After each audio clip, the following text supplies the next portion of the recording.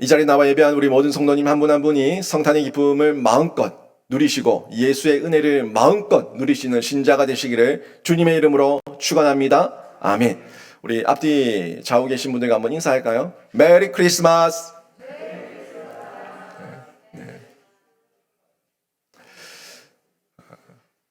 메리 크리스마스의 의미를 잘 알고 계시죠? 예수 그리스도의 오심이 우리에게 기쁨인 거죠. 그냥 휴일이라서 기쁜 것이 아니고 연말이라서 마음이 들떠서 기쁜 것이 아니고 예수 그리스도의 오심, 이 땅의 나심이 우리에게 복된 소식이니까 기쁨이라는 거예요. 여러분, 지금은 정치 선거 시절은 아닌데 선거 때마다 당선자들이 배출되지 않습니까? 대통령도 배출되고 시장도 배출되고 국회의원도 배출되고 그 배출됐을 때 그 사람들이 당선이 됐을 때 여러분에게 엄청난 기쁨이 되던가요? 이루 말할 수 없는 내가 지지했던 사람이 당선됐을 때 이루 말할 수 없는 온 동네를 뛰어다니면서 메리 크리스마스라고 외칠 수 있을 만큼의 그만큼의 기쁨이 되던가요? 왜 안 되는 줄 아십니까? 왜 안 되는 줄 아세요? 그 사람은 나의 구원자가 아니기 때문에 그런 거예요. 매번 선거 때마다 그 정치인들이 새롭게 세워지고 또 낙선하고 당선되고 하는데 그 사람들을 세울 때 우리가 국민들이 기대하는 바가 뭡니까? 이 국가적으로 이 산적해 있는 문제들, 이 경제적인 어려움, 좀 한 명의 탁월한 지도자가 나와서 이 문제 좀 해결해 주면 좋겠다 하는 그 바람이 있지 않습니까? 그 바람으로 그래도 누군가는 세워야 되니까, 누군가는 일해야 되니까 그 사람을 지지하고 그 사람을 투표해서 세우는데 매번 보지만 매번 정말 그 사람들이 우리에게 모든 문제 해결을 해 주던가요?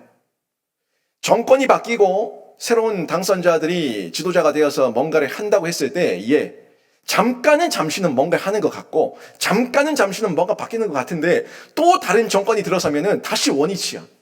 또 다른 정권이 들어서면 법안이 바뀌어버려요. 또 다른 정권이 들어서면 정책이 바뀌어버려요. 그때마다, 5년마다, 4년마다 매번 바뀌어버리니까, 매번 이 가슴이 졸여오는 다음 정권이 또 누가 되냐에 따라서 우리들의 인생과 우리들의 삶이 팍팍해지냐 아니면 풍요로워지냐 하는 게 결정이 되니까 매번 사람마다 거기에 대한 이 어려움이 있는 거예요. 결국 그 모습을 보면서 느끼는 게 뭐예요?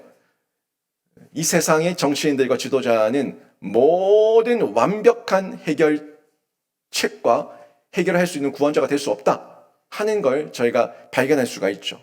마찬가지예요. 이거는 시대를 지날 때마다, 시간을 지날 때마다 우리가 반복적으로 느끼면서 이 나라와 지역의 지도자들은 그냥 사람이지 우리의 완벽하고 완전한 해결자, 구원자가 될 수 없다는 것을 우리는 뼈저리게 느끼고 있습니다. 그런데 오늘 성경이 말씀하고 있는 메시아가 있어요. 성경이 말씀하고 있는 메시아의 구원자는 전우주적이고 우리 인간의 근본적인 문제, 이 근본적인 문제의 해결을 하시는 분이기 때문에 우리가 길거리든 어디든 뛰어나가서 메리 크리스마스를 외칠 수 있는 그만큼의 엄청난 기쁨의 은혜가 된다는 거예요.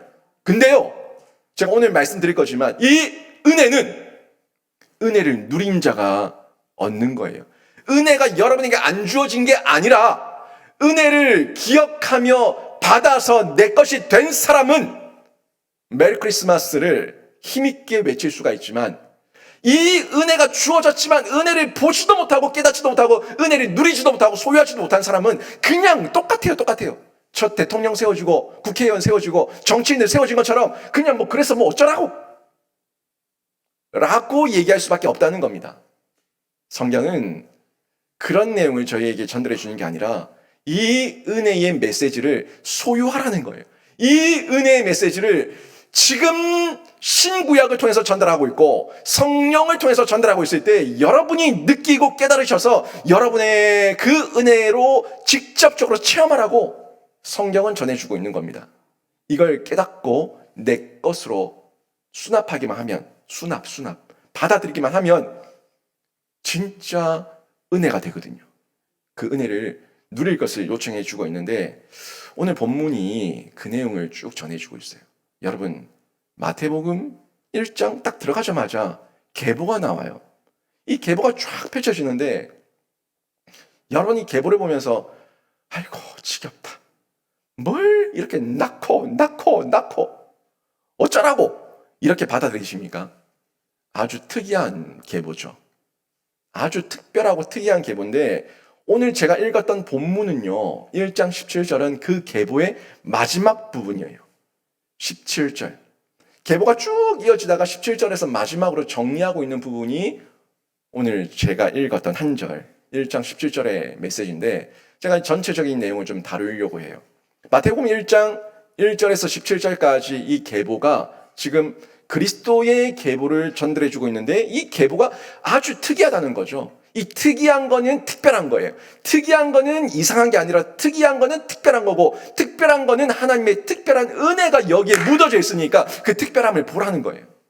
지금까지는 여러분이 그냥 이 계보 뭐 어쩌라고 라고 들었다면 그냥 그렇게 봤다면 오늘 말씀을 듣고 난 이후에는 앞으로 마태복음을 읽을 때마다 이 계보가 특별하게 나에게 주신 하나님의 특별한 은혜였음을 깨달으셔서 여러분이 소유하시고 그 특별한 존재로 살아가는 신자가 되시기를 주님의 이름으로 축원합니다. 그 특이한 점을 몇 가지 좀 보게 되면 그 내용이 먼저는 여기 보면 누가 누구를 낳고 누가 누구를 낳고 계속 쭉 연결되고 있는데 낳고가 반복되고 있다는 거예요. 근데 이 낳는 걸 보니까 아니 누가 낳아요? 엄마가 낳아요? 아빠가 낳아요? 아니 실제로 엄마가 낳습니까? 아빠가 낳습니까? 저를 엄마가 낳았어요. 아빠는 저를 낳지 않았어요. 저를 실제로 배에 품고 10개월 동안 품고 있다가 낳은 분은 우리 어머니가 나를 낳았어요. 근데 이 성경을 보면은 대부분이 이 계보의 대부분이 아버지가 아들을 낳았다고 기록하고 있습니다. 아버지가 아들을 낳았다. 이거는 유대 계보의 방식이죠.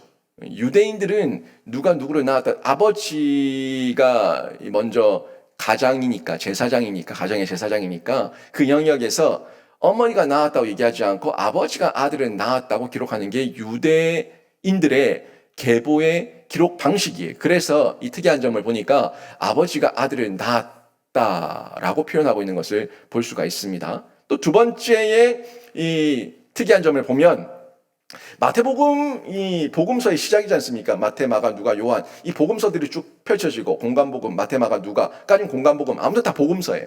이 사복음서의 시작이 마태복음인데 마태복음 1장에서 첫 번째에서 얘기하고 있는 게 이 복된 소식 복음서인데 아니 진짜 복된 소식부터 얘기를 해야지 왜 복된 소식이 낳고냐? 이게 특이한 점이죠. 죄 사함을 받았다. 뭐 생명을 얻었다. 뭐 이런 얘기가 바로 안 나오고 그 복된 소식의 시작이 낳고로 시작되고 있다는 것도 특이한 점이에요. 그 다음에 또 세 번째 특이한 점을 보면 한국 사람의 성씨처럼 이름에 되돌림도 없다는 거예요. 김씨면 김씨, 이씨면 이씨, 박씨면 박씨, 뭐 최씨면 최씨. 하여튼 그 성씨 따라서 우리가 이 성이 되돌림 되지 않습니까? 근데 그 성씨의 되돌림도 전혀 없는 한 계보로 쭉 연결된 혈통으로 연결된 것도 아니고 그런데 계보가 이어지고 있다는 거예요. 그 점이 특별한 점이고요. 또 특이한 점을 보게 되면 마태가 전달하고 있는 이 메시아의 구원의 복된 소식의 계보를 14대로 나누고 있다는 겁니다. 14대요, 14대요, 14대요. 제가 읽었죠. 17절 말씀. 이렇게 14대로 나누고 있다는 게 이런 점들이 특이한 점인데 오늘 본문 17절 말씀 다시 한번 보세요. 14대로 3번 나누고 있어요. 보세요. 그런즉 모든 대수가 아브라함부터 다윗까지 14대요. 다윗부터 바벨론으로 사로잡혀 갈 때까지 14대요. 바벨론으로 사로잡혀 간 후부터 그리스도까지 14대더라. 아멘. 이렇게 14대, 14대, 14대가 나왔는데 14대가 3번 동안 나누는 중에 그 시점이 아브라함부터 다윗부터 바벨론 포로 이후부터 그리스도까지 이렇게 14대, 14대, 14대 나눠져 있다는 것을 볼 수가 있죠. 이렇게 쭉 나눠져 있는데 왜 메시아의 계보를 이렇게 14대로 나누었는가 하는 걸 좀 보셔야 되는데 이 14대로 나눴다는 것은 성경 해석학의 한 방법이에요. 성경 해석학에서 숫자의 의미를 부여했거든요. 이 숫자라고 하는 것에 그러니까 히브리어 알파벳에 숫자를 부여했다고요. 그러니까 우리처럼 뭐 1, 2, 3, 4, 5 뭐 이런 어떤 숫자, 그리스 뭐 라틴어 숫자 이런 그 숫자가 발달되기 전에 그냥 자기들이 쓰고 있는 언어의 알파벳, 그 알파벳의 숫자를 먹여서 알렙, 베트, 김멜, 달렛 뭐 쭉 나오는 그 히브리어의 첫 번째 알파벳은 1, 두 번째 알파벳은 2, 세 번째 알파벳은 3 이런 식으로 자기들끼리 의미를 부여했다는 거예요. 예, 숫자, 이 14이라고 하는 숫자의 부류를 볼 수가 있는데 이 성경 해석학에서는 이렇게 그 숫자의 의미를 부여해서 뭔가를 전달하는 방식을 뭐라고 얘기하냐면 게마트리아라고 합니다. 게마트리아. 이 게마트리아는 그냥 성경 해석의 방법이에요. 성경을 해석하는데 거기에 의미를 부여해서, 그러니까 알파벳, 그 자음이죠. 히브리어 알파벳의 의미를 부여해서 그 숫자를 통해서 의미를 도출해내는 게마트리아라고 하는 방법이 있다는 겁니다. 아무튼 이 마태는 이 게마트리아 방식을 이용해서 의미를 부여하고 있는 걸 볼 수가 있는데 이 계보를 자세히 보면은 42대로 나눠져 있다는 거죠. 42대로 나눠져 있는데 14대, 14대, 14대 요 부분인데 요건 제가 조금 이따 다시 한번 말씀을 드리도록 하고 또 특이한 점이 한 가지가 더 있는데 또 특이한 점이 뭐냐면 유독 다윗 왕에게만 이 42대를 쭉 나열하고 있는데 유독 다윗에게만 왕이라고 하는 호칭을 쓰고 있어요. 한번 보세요. 모두가 그냥 이름이에요. 그냥 이름인데 다윗만 왕이라고 하는 호칭을 쓰고 있다는 겁니다. 이 부분이 마태가 전달하고자 하는 의도가 있다는 것을 볼 수가 있는데 마태는 다윗 왕을 끌고 나와서 다윗 왕을 돌출시켜서 메시아 그리스도의 계보가 의미가 있다. 이 왕으로 등극하는 의미가 있다는 것을 부여하고 있는 거, 암시하고 있는 겁니다. 또 이 다윗을 좀 보게 되면 이 다윗을 가지고 나온 이유가 있어요. 이 다윗을 보면은 히브리어로 쓰면 다위드 되거든. 다위드. 그러니까 우리는 다윗해서 밑에 시옷 받침을 하지만 정확하게 얘기하면 밑에가 디귿 받침이에요. 디귿 받침. 다위드. 이렇게 발음이 된다고요. 다위드. 이 다윗의 히브리어를 그대로 가지고 와서 알파벳을 정리하면은 달렛, 와우, 달렛이에요. 그러니까 오른쪽에서 왼쪽으로 읽어요. 오른쪽에 있는 게 달렛이고 그 다음에 중앙에 있는 게 와우고 그 다음에 있는 게 달렛이에요. 알렛, 베트, 김멜, 달렛. 지금 쭉 이어지거든요. 쭉 이어지는데 그 달렛, 와우, 달렛 여기에 숫자를 부여한다는 거예요. 숫자를 잘 들어보세요. 숫자를 부여하는데 달렛은 네 번째 글자거든요. 네 번째 글자니까 달렛은 4예요. 그리고 와우는 여섯 번째 알파벳이기 때문에 또 6이에요. 또 달렛은 4, 네 번째 글자니까 4예요. 그러니까 4, 6, 4 요걸 더하면은 14가 됩니다. 다윗이 14가 되는데 다윗을 돌출시켜서 이 게마트리아 방식으로 이 숫자의 의미를 부여해가지고 이걸 합산하겠을 때 14가 돌출하고 이 14를 14대요, 14대요, 14대요 라고 얘기하면서 그 14대의 의미를 지금 돌출해서 왕으로서의 메시아, 그리스도를 전달하기 위해서 지금 마태가 의도적으로 이 표현을 하고 있다는 것을 볼 수가 있는 거죠. 그러니까 마태는 예수 그리스도가 다윗과 같은 왕이라는 것을 알려주기 위해서 지금 의도적으로 14대라는 것을 부각시키고 또 다윗만 왕이라는 것을 지목해서 얘기하고 다윗을 끌고 나온 거예요. 그러니까 모든 이스라엘 역사의 가장 정점이 다윗이었는데 그 다윗을 가지고 나온 거예요. 그렇죠. 다윗 시대가 가장 이스라엘의 최대 강대국이었을 때였으니까 그때를 얘기하고 있는 겁니다. 또 한번 볼까요? 사무엘하 7장 12절에서 13절에 보면 이런 말씀이 나오는데 나단이 다윗에게 와서 하나님의 말씀을 전달했어요. 그 말씀인데 보세요. 내 수완이 차서 내 조상들과 함께 누울 때에 내가 내 몸에서 내 씨를 내 뒤에 세워 그의 나라를 견고하게 하리라. 그는 내 이름을 위하여 집을 건축할 것이요 나는 그의 나라 왕위를 영원히 견고하게 하리라. 아멘. 이 말씀이 쭉 나왔는데 이 말씀은 예언이거든요. 예언. 나단이 다윗에게 전달한 예언인데 이 예언을 표면적으로 외적으로 그냥 그 시대적인 표면 껍데기에 보이는 거 표면적으로 보면은 다윗의 아들이었던 솔로몬이 하나님의 성전을 봉헌한다는 그런 의미로 해석이 되는데, 궁극적인 건 뭐냐는 게, 궁극적인 거는 진짜 궁극적으로 하나님께서 짓고자 하셨던 성전은 솔로몬의 성전이 아닌 걸 저희가 너무 잘 알고 있지 않습니까? 또 스룹바벨의 성전이 아닌 것을 스가랴서를 통해서 제가 보고 있지 않습니까? 진짜 하나님께서 짓고자 하셨던 성전은 영원한 성전이에요. 잠깐 무너질 그런 아름다운 보석으로 지었던, 뭐로 했던 그런 대리석으로 지었던 그런 돌로 만든 성전이 아니라, 하나님께서 진짜 짓고자 하는 성전은 영원한 성전이에요. 그 영원한 성전이 솔로몬의 성전이 아닌 것도 알고, 스룹바벨의 성전이 아닌 것도 알고, 헤롯왕의 성전이 아닌 것도 안다면, 그러면 우리가 지금 이 성전에 대한 이해를 뭐로 봐야 되는 거예요? 영원한 성전 뭡니까? 예수 그리스도예요. 예수 그리스도를 통해서 교회를 세우지 않으셨습니까? 예수 그리스도를 통해서 이 땅에 교회를 세우셨는데, 그 교회의 토대가 예수 그리스도를 믿는 신앙의 고백입니다. 이 베드로의 고백이었고, 그 베드로의 신앙의 고백 위에 내가 교회를 세우겠다 말씀하셨고, 그 교회는 지금 우리에게 주어진 영원한 하나님 나라의 교회입니다.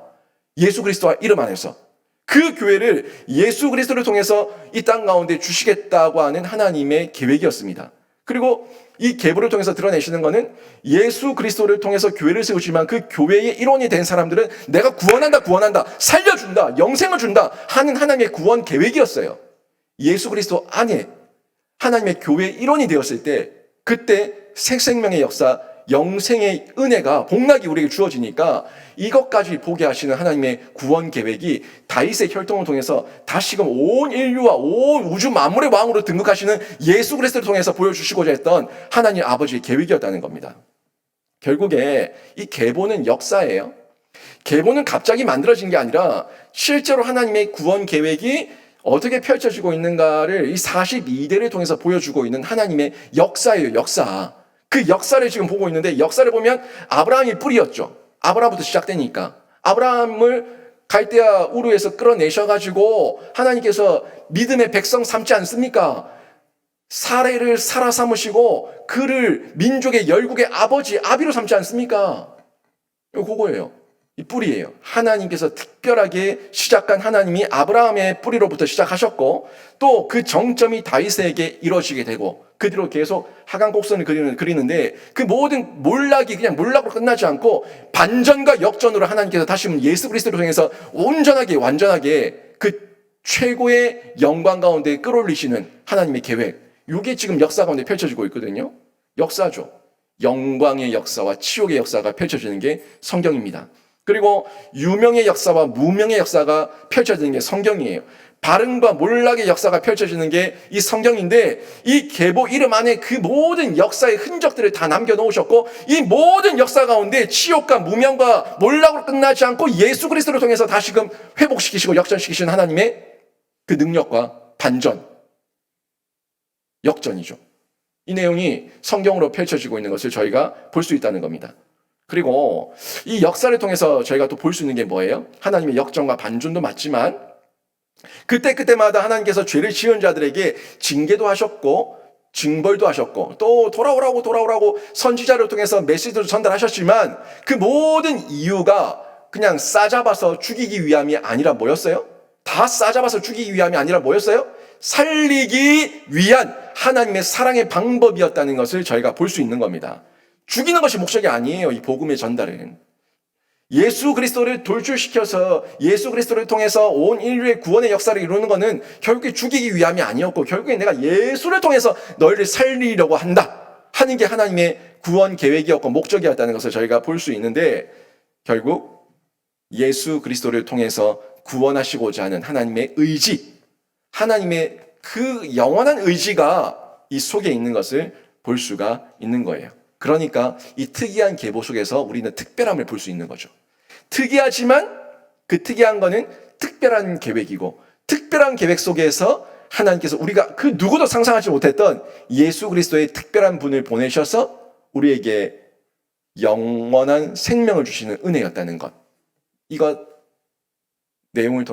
성경 내용을 통해서 저희가 볼 수가 있는 겁니다. 그러니까 이 계보를 한마디로 다시 정리하면 은혜의 계보예요. 은혜의 계보. 이 특별한 계보, 특이한 계보는 은혜의 계보였다는 것을 볼 수가 있는데, 오늘 제가 조금 더 들어갑니다. 여러분, 왜 이게 은혜의 계보인지 한번 잘 보셔야 돼요. 여러분, 이 내용을 쭉 보시게 되면 계보 안에 있는 이름 가운데 이 계보의 이름이 들어갈 만해서 들어간 사람이 몇 명이 있어요. 탁월하고 뛰어나고 선정을 베풀고 모든 면에서 본이 되고 능력이 있고 지혜와 지식이 충만하고 그래서 여기 이름이 들어간 사람이 과연 몇 명이나 되냐는 거예요. 10절 보세요. 10절에 보니까 히스기야가 누구를 낳았어요? 므낫세를 낳았어요. 므낫세. 므낫세는요, 이 이름처럼 못났어요, 정말. 예, 므낫세. 못났어. 그 므낫세의 아들은 또 아몬이야. 아, 못났어. 자, 그렇게 외웠어요. 므낫세 아몬은요, 정말 이스라엘 왕들 가운데 못났고 정말 못났다 싶을 정도로 못난 왕들입니다. 므낫세는 온 예루살렘에 우상 숭배를 관여하게 한 사람이에요. 자신의 아들을 인신 제사를 드리면서 불 가운데 지나가게 된 사람이, 불 가운데 지나가게 해서 죽였던 사람이 므낫세입니다. 인신 제사 하나님께서 얼마나 경멸하시고 싫어하는지 알지 않습니까? 그런 사람이 므낫세예요. 근데 므낫세가 이 계보에 이름이 있다는 겁니다. 기가 차지 않습니까? 기가 차지 않아요? 또 보세요. 므낫세는 아몬을 낳고 아몬은 요시아는 그래도 성전 개혁을 했으니까 뭐 괜찮아요. 뭐 그렇게 또 좀 선한 왕으로 볼 수 있어요. 근데 보세요. 므낫세가 있어요. 아몬이 있어요. 못났어. 정말 못났어 하는 그 두 왕이 여기 이름이 들어있다는 것 자체가 여러분 이거는 그 사람들이 탁월해서 들어온 이름이 아니라 하나님의 은혜였다는 것을 볼 수가 있어요. 또 볼까요? 또 보면은 5절에 보면은 룻이 나오죠. 룻은 여러분 뭐 잘 알지 않습니까? 룻은 다윗의 증조 할머니입니다. 근데 룻이 유대인 여자예요? 모압 여자에다가 이방인입니다. 이른 나이에 시아버지, 자기 남편, 시수까지 다 죽고 난 다음에 이러지도 못하고 저러지도 못하는 그 상황 가운데 있을 때에 나오미가 베들레헴으로 돌아오려고 했을 때 어머니의 하나님이 나의 하나님이 되고 이 신앙의 고백, 그 한마디 신앙 고백 때문에 따라와서 유대 땅에서 보아스를 만나서 인생 역전한 사람이 룻이에요. 이 룻이 혈통적으로나 뭐 여러 가지를 봤을 때 여러분 뭐 뛰어난 게 뭐가 있습니까? 아무것도 없잖아요. 보여줄 만한 게 뭐가 있어요? 아무것도 없어요.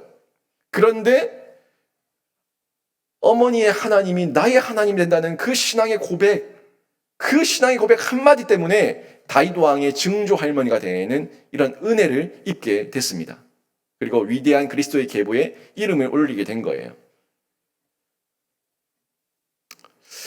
또 이 계보를 쭉 보시게 되면 또 특별한 부분으로 볼 수 있는 게 다 제가 아까 얘기한 것처럼 특이한 계보니까 아버지가 아들을 낳았다고 다 얘기하고 있는데 특별하게 네 번만 여자를 통해 아들을 낳았다는 표현을 하고 있어요. 이 42대가 흘러오는데 다 아버지가 아들을 낳았다고 얘기하고 있는데 네 번만 여자가 아들을 낳았다는 표현이 있다는 거예요. 3절 보세요. 3절 보니까 유다는 다말에게서 베레스와 세라를 낳고 5절 살모는 라합에게서 보아스를 낳고 또 5절 보시면 보아스는 룻에게서 오벳을 낳고 6절 보시면 다윗은 우리아의 아내에게서 솔로몬을 낳고 여기 딱 네 번만 여성들의 이름이 들어와 있는 것을 볼 수가 있습니다. 근데 잘 보세요. 여기 지금 제가 음역으로 넣어놓은 글씨 다말, 룻, 라합, 우리아의 아내 바세바 여기 가운데서 사연이 많은 여자들 다 사연이 많은 여자들이고 이 여자들 가운데 평범한 여자가 누가 있어요? 평범한 여자가 누가 있습니까? 다말은 어떻습니까? 다말은 동생들이 자기 남편 죽고 동생들이 다 죽어가지고 나중에는 자기 아버지가 자기에게 그 동생을 줘서 아이를 낳도록 도와주지 않으니까 창녀 행세를 해가지고 자신의 아버지였던 유다를 통해가지고 자신의 시아버지였던 유다를 통해가지고 자녀를 낳은 사람이 다말이 정상적입니까? 라합요? 여리고 성의 기생이었어요. 정상적입니까?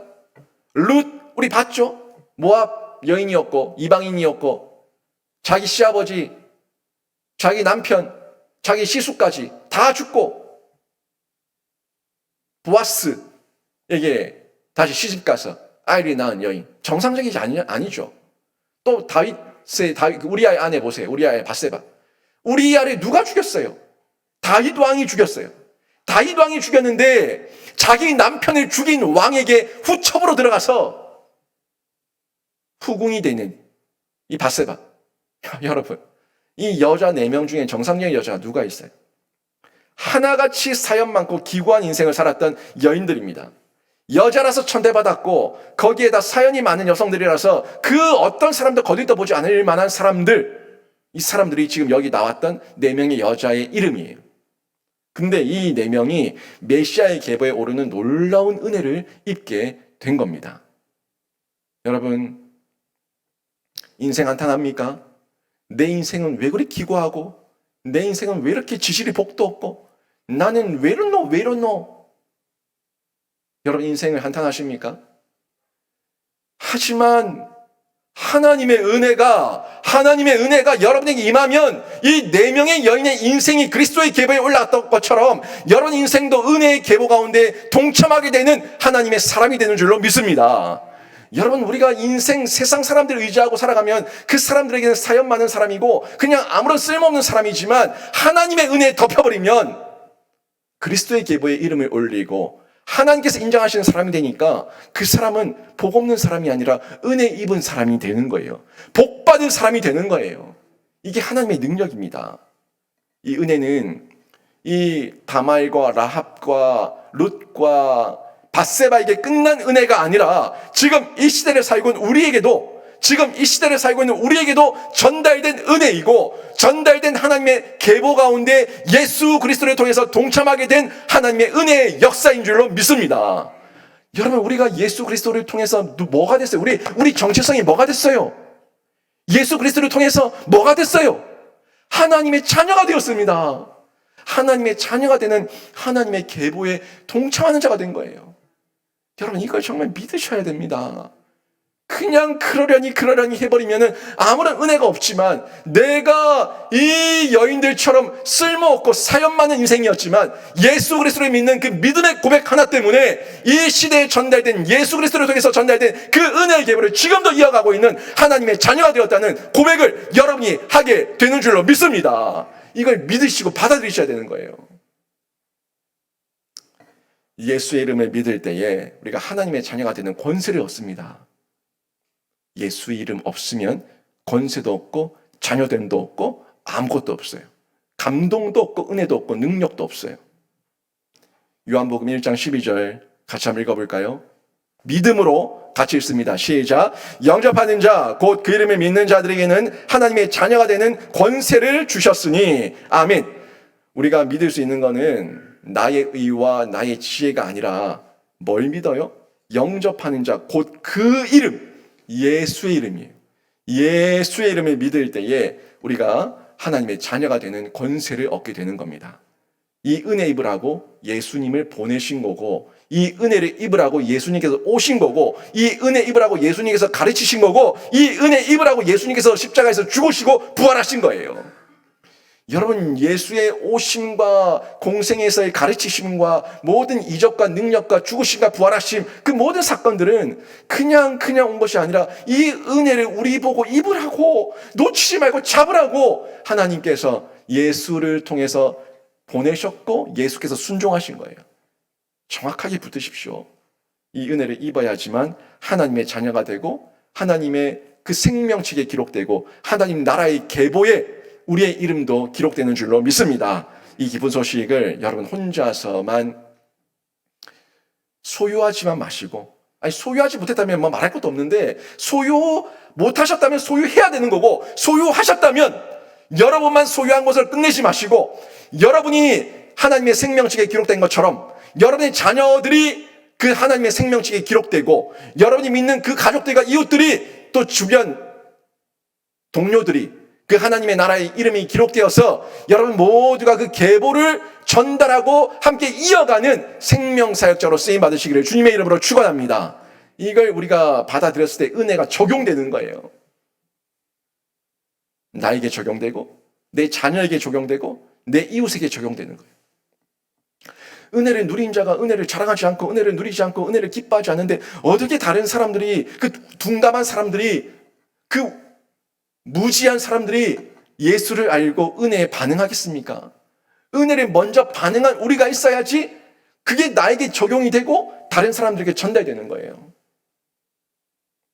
찬송가 305장이 있죠. 찬송가 305장을 존 뉴턴이 작사했어요. 이 존 뉴턴은 불신자였고요. 불황자였습니다. 불신자였고 불황자였는데 노예 장사하던 사람이었는데 이 사람이 예수 그리스도의 은혜를 입고 난 이후에 그 노예들의 한 영혼이 얼마나 귀한가를 깨달았어요. 그래서 이 존 뉴턴이 회심하고 예수 그리스도 안에서 자신의 인생이 바뀌게 되는데 그때 많은 찬송가를 기록하게 됩니다. 약 280여 곡의 찬양을 작사하며 또 찬양을 곡에 붙여서 찬양하고 하나님을 높여드렸는데 이 존 뉴턴이 불렀던 작사했던 많은 찬송가 가운데 나 같은 죄인 살리신 주 은혜 놀라와 라는 찬양도 있지 않습니까? 이 찬양을 저희가 너무 잘 알고 있죠. 나 같은 죄인 살리신 주 은혜 놀라와. 결국 은혜가 임했을 때 내가 살고 또 죄인이 살아나서 또 다른 사람에게 생명을 전하는 생명 전달자가 될 수 있는데 은혜를 느낀 사람이 이런 고백을 하는 거예요. 은혜를 받아서 느낀 사람이 이 고백을 하는 거예요. 제가 강조해서 얘기하는 거 잘 들으세요. 은혜를 받아서 느낀 사람이 이 은혜를 또 다른 사람에게 전달하는 거예요. 저는 은혜를 많이 입었습니다. 하나님께서 은혜를 주셨는데 사람을 통해서도 은혜를 주셨고 성경을 통해서 성령을 통해서 은혜를 주셨어요. 직접 주시기도 하고 간접적으로 주시기도 했는데 많은 경우 간접적으로 전달받는 경우가 많아요. 부모님의 은혜를 입어서 제가 이 땅에 태어났고 부모님의 은혜를 입어서 제가 지금까지 커왔습니다. 스승들의 은혜를 입어서 스승들로부터 배웠고 스승들로부터 교훈을 받았고 스승들로부터 질타도 받았고 스승들로부터 바른 길을 안내받았습니다. 그래서 우리가 인간적 도리, 우리 속에 있는 하나님의 그 형상의 틀이 남아있기 때문에 사람이라면 부모님의 은혜에 감사하고 스승의 은혜에 감사하며 그분들을 기억하면서 그분들에게 감사의 인사를 하는 거예요. 부모의 은혜, 스승의 은혜, 다 하나같이 우리는 은혜를 입으며 자라갑니다. 아무리 사연 많은 인생이라고 해도 아무리 지식이 복없는 인생이라고 해도 이 땅을 사는 중에 한 번도 은혜를 입지 않은 사람은 없습니다. 모두가 다 은혜를 입으면서 은혜를 입었기 때문에 지금 살아있는 거예요. 은혜를 입지 않았으면 지금 살아있을 수 없어요. 육적으로도 영적으로도. 은혜를 입었으니까 영적으로도 육적으로 살아서 내가 사람 구실하고 있는 거예요. 근데 은혜를 은혜인 줄 모른다는 거죠. 은혜를 입었는데 은혜인 줄 모른다는 거예요. 이게 문제예요. 예수가 오셔도 그래서 뭐, 예수께서 죽으시고 부활하셔도 그래도 뭐, 그래서 뭐, 예수 믿으면 구원 받는다고 해도 그래서 뭐, 은혜를 입었고 은혜를 줬는데 은혜를 거부하고 은혜를 모르니까 그게 문제라는 겁니다. 여러분 자녀를 볼 때 그 속이 그 마음이에요. 얼마나 여러분이 고생하며 그 아이들을 키웠습니까? 안 먹고 안 입고 나는 굶을지언정 내 아이 먹고 입히면서 그렇게 수감에 애쓰며 키웠지만 그 애들은 그걸 모른다고요. 은혜를 입었는데 은혜를 입은 줄 모른다고요. 그게 문제예요. 그래서 불효가 나타나고 그래서 배은망덕이 나타나는 거예요. 은혜가 없어서가 아닙니다. 은혜는 베풀어졌습니다. 은혜는 베풀어졌지만 깨닫지 못하니까 은혜인 줄 모르는 거예요. 어느 부모가 은혜를 안 베풀었습니까? 어느 교사가 은혜를 안 베풀었습니까? 어디 우리 하나님께서 은혜를 안 베풀었습니까? 은혜는 베풀었어요. 없어서가 아니에요. 내가 문제예요. 내가 깨닫지를 못하니까 은혜가 은혜인 줄 모르니까 그게 문제인 거예요. 그래서 내 탓입니다. 그러니까 내 문제예요. 존 뉴턴은요, 이걸 깨달았어요. 자기가 분명 지은 죄가 많은 자였는데 은혜를 깨달으니까 내가 이걸 깨닫게 하신 분이 하나님이시고 내가 죄인이라는 걸 깨달은 게 이게 은혜구나 하는 걸 깨달은 거예요. 사람들은 자기가 죄인인 줄 모릅니다. 여러분, 내가 죄인인 걸 깨달은 게 은혜인 줄로 믿습니다. 그래서 회개하지 않습니까? 세상 사람들은 자기들이 죄인인 줄 모른다고요. 그러니까 은혜가 없는 거예요. 근데 우리는 그 사람들보다 더 지은 죄가 많아서 죄인이라고 고백하는 게 아니라 우리는 은혜가 임해서 죄인인 걸 고백하는 거예요. 저 사람들은 은혜를 몰라서 죄인인 줄 모르는 거고 우리는 은혜를 받아서 죄인인 걸 고백하는 거예요. 이 차이입니다. 뉴턴이 이 죄를 깨닫기 전에는 죄에 대해서 할 말이 없었거든요. 내가 뭔 죄를 지었는데 노예를 사서 비싼 값에 팔아먹는 거는 그건 상업이고 당연히 이웃 남기는 장사치의 그 목적인데 그게 뭔 잘못인데 건강한 노예, 예쁜 노예, 잘생긴 노예 자기들 필요한 사람들한테 팔아서 내가 이윤을 남긴다는데 그게 뭔 잘못인데 왜? 인간은 그냥 상품이었으니까. 근데 이게 자기가 죄인 줄 몰랐던 거죠. 근데 그 존재의 가치, 그 영혼에 대한 존재를 깨닫고 나니까 내가 벌레만도 못한 죄인이라는 걸 깨달은 거예요. 내가 그런 짓을 하면 안 되는 하나님의 존귀한 자들을 상품으로 만들어서 그들의 인격과 그들의 존귀함을 짓밟았다는 걸 깨달은 거예요. 이걸 깨닫고 나니까 거기에 대해서 반응이 나타난 거죠. 반응이 나타나서 회개하고 뉘우치고 돌이키고 자기가 이제는 그 노예들을 해방하고 풀어주고 그런 놀라운 변화가 일어나게 된 겁니다. 존 뉴턴 이 은혜 깨닫기 전에 자신의 죄를 알았겠습니까? 그 죄에 대해서 무슨 할 말이 있었겠습니까? 그런데 은혜를 입어서 죄를 깨달으니까 그 죄에 대해서 회개할 것이 많아지고 회개할 것이 많아지니까 변화된 삶으로 살게 되고 그 변화된 삶이 일상 가운데 영향력이 되어서 많은 영혼들을 살리고 그 영혼들 가운데 예수의 복음을 전달할 수 있는 통로가 된 겁니다. 그리고 그 감격을 주체할 수가 없어서 280여 곡이 넘는 많은 찬양의 가사들을 곡에 붙여서 찬양하며 하나님을 전파하게 된 거예요. 여러분, 예수께서 이 땅에 오시고 여러분을 위해서 구원의 기회를 주고 있는 은혜를 여러분 느끼고 있습니까? 여러분이 예수께서 이 땅에 왜 오셨는가? 예수께서 왜 십자가에서 죽으시고 부활하셨는가? 이 사건에 대해 가지고 여러분이 느끼셔야 돼요. 하나님께서 나를 구원하시려고 나에게 기회 주시는 은혜였구나. 예수를 보내신 것도 예수께서 죽으시고 부활하신 것도 모든 것이 나를 구원하시기 위한 하나님의 기회 주시는 은혜였구나 하는 걸 깨달을 때 그때 내 마음에 이걸 깨달아야지 내 마음에 반응이 일어나는 거예요. 깨닫지 못하면 아무런 반응이 일어나지 않습니다. 그리고 그걸 여러분이 느낀다면 그 느낀 것이 은혜예요. 은혜를 느끼는 것이 은혜입니다. 많은 불신자는 이 은혜를 깨닫지 못하니까 배은망덕하게 살아가는데 우리 신자들은 저와 여러분은 이 은혜를 깨달으니까 그 은혜를 누리면서 소유하면서 또 나누면서 살아가고 있다는 거 이거 여러분 꼭 기억하시기를 바랍니다. 다시 한번 얘기해요. 하나님의 은혜가 없는 것이 아니라 우리가 은혜를 깨닫지 못한 것이 문제입니다. 이거 기억하셔야 되는 거예요. 하나님은 한량없는 은혜로 그 은혜 위에 은혜로 우리에게 더하십니다. 요한복음 1장 16절 말씀 한번 볼까요? 같이 한번 읽어봅니다. 시작. 우리가 다 그의 충만한 데서 받으니 은혜 위에 은혜라. 아멘. 은혜 위에 은혜입니다.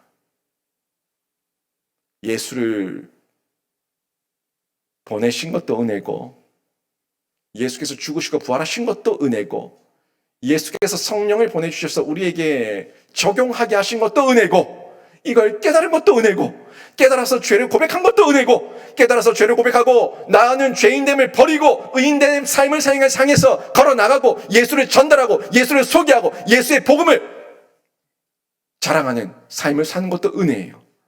모든 게 은혜 위에 은혜더라. 이 말씀이 딱 맞는 말씀입니다. 여러분 오늘 2022년 마지막 주일을 보내고 있고요. 또 성탄절을 맞이해서 저희가 성탄 감사주일을 보내고 있는데 오늘 본 마태복음의 계보를 기억하십시오. 은혜였습니다. 이 계보에 기록된 모든 하나님의 역사는 그 사람들이 의가 뛰어나고 지혜와 지식이 총명이 탁월해서 하나님께서 택함 받아서 그 계보에 들어간 자들이 아니라 하나같이 하나님의 은혜의 계보로 우리에게 역사를 통해서 흘려보내신 하나님의 사랑이었다는 것을 여러분이 누리시기를 바랍니다. 그게 마태복음의 계보예요. 예수 그리스도를 통해서 이제는 그 계보가 나의 계보가 되어서 우리가 은혜를 받은 대로 은혜를 누리면서 은혜를 전달할 수 있고 또 다른 사람들을 예수의 그 이름으로 생명책에 기록할 수 있는 그런 자랑과 소개를 할 수 있는 특권을 저희가 누리게 되었다는 것, 이 모든 것이 은혜이고 하나님의 사랑인 거예요.